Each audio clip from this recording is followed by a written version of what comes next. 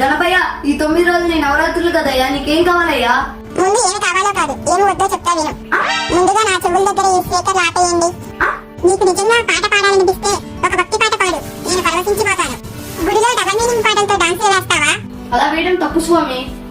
మరి నా మండపం కూడా గుడితో సమానమేగా, మరెందుకు ఇక్కడ డబల్ మీనింగ్ పాటలతో డాన్సులు వేస్తున్నావు? నన్ను తక్కువ చేసిన వాడు అవుతావు కదా. నీ దగ్గర ఉన్నదానితో ఉత్సవాలు చెయ్యి.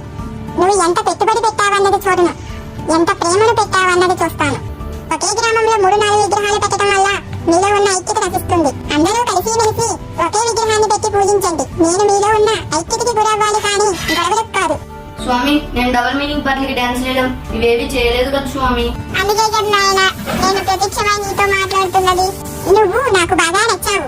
ఏదైనా ఒక వరం కోరుకో, తీరుస్తా. స్వామి, ఈ నవరాత్రులప్పుడు కూడా విజయవాడ ప్రజలు వరద తీవ్రతతో ఇబ్బంది పడుతున్నారు స్వామి. వాళ్ళకి కాస్త తోడుగా ఉంది స్వామి.